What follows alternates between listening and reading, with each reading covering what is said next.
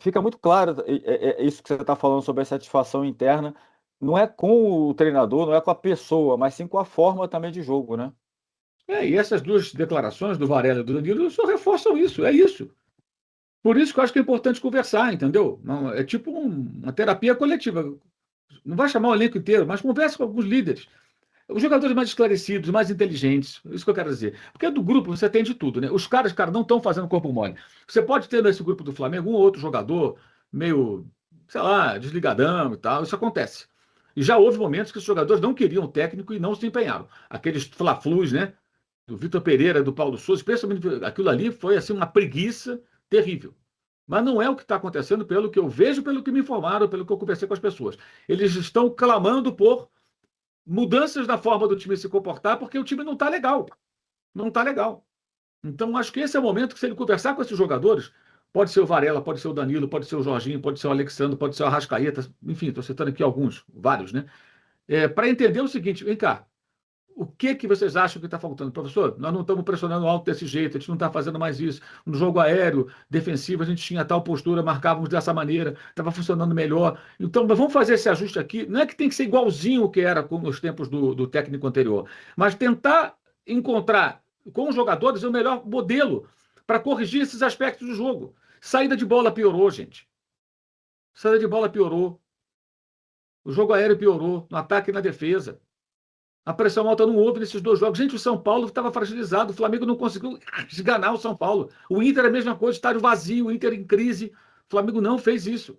Por que não fez? O que está acontecendo? O que está faltando? É pela ausência de alguns jogadores? Detalhe, o Flamengo no ano passado ficou durante 6, 7 meses ao todo sem o Pedro, o único centroavante do elenco. Centroavante só tem ele. Durante todo aquele tempo.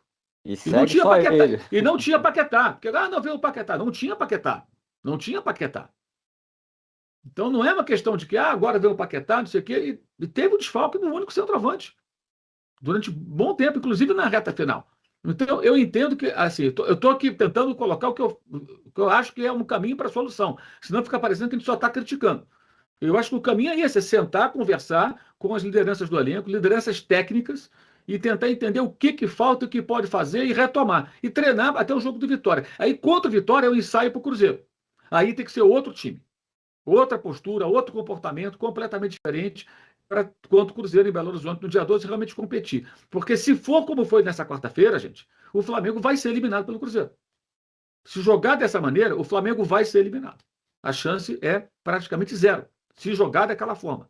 O Flamengo quase perdeu para o Inter. O Internacional, é sempre bom frisar, não estamos aqui falando da história do Esporte Clube Internacional. O Internacional é um clube endividado, numa crise profunda, que escapou do rebaixamento a duras penas na temporada passada, estava na porta, ele e o Grêmio que entrou, do Z4. A torcida, eles fizeram a promoção de ingresso, a torcida não foi, estádio vazio, atmosfera fria, né? Chuva em Porto Alegre desses últimos dias, tudo ruim para o Inter. O cenário muito bom, o Flamengo não conseguiu se impor. O Flamengo não tentou se impor. Então, isso tem que ser conversado. É isso que eu estou dizendo. E os Jardins que deveria pensar, gente, vou parar tudo aqui, resetar, né? E vou tentar começar de novo. E tentar retomar o que esses caras têm de bom. Tem uma memória ali, gente. Tem uma memória ali de coisas interessantes que ficaram do ano passado. Então, tentar aproveitar, colocar o estilo dele, é isso. Não acho que ele tem que emular o Felipe Luiz, mas ele tem que aproveitar o que esses jogadores têm de conjunto e podem apresentar num curtíssimo prazo, que é um prazo de um pouco mais de uma semana. E assim, teve muita sorte de cair justamente nesse momento ruim, quando tem a paralisação por conta da Copa do Brasil. Porque poderia ser, vamos imaginar, que essa paralisação fosse mais adiante. E o Flamengo tivesse jogo domingo ou quarta-feira, domingo, não ia ter tempo nem de tentar arrumar a casa. Então caiu do céu, já que está eliminado da Copa do Brasil, esse período. Então, acho que a solução passa por aí. Não adianta o BAP, repito, ir lá falar com o jogador, dar expor, não adianta nada, não é isso. Não é isso que está faltando. Entendeu? Ou alguém acha que o Danilo está de sacanagem? Alguém acha, algum torcedor, que o Danilo está de sacanagem? Cara, esse cara jogou um dos maiores times da Europa, foi campeão de tudo, fez um gol histórico para o Flamengo, é rubro-negro, quis jogar no Flamengo. Você acha que esse cara não é um profissional sério? Você acha que ele está falando aqui da boca para fora? Acha que os caras estão ali para sacanear o técnico? Os caras querem ganhar mesmo. Aliás, isso está me lembrando muito o que aconteceu na época do Renato. A gente escutava de outras pessoas que estavam no clube, e que não estão mais, algumas estão, a mesmíssima coisa.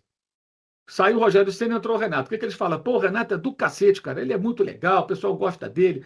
Ótimo relacionamento com os jogadores, mas a diferença de conteúdo nos treinamentos e tudo é brutal. Era o que todo mundo falava.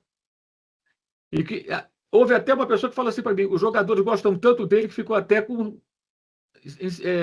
sem jeito de criticar uma coisa que eles não gostam, que é o treino muito primitivo em relação ao que era antes. Porque o Rogério era um cara mais sofisticado no dia a dia de treinamento, na preparação da equipe, na observação do adversário, no estudo do estudo para o próximo jogo, e passava mais informação, mais conteúdo. Eles sentiram um baque nessa queda, nessa mudança. E isso que está acontecendo agora é mais ou menos parecido. Não na mesma proporção, creio eu.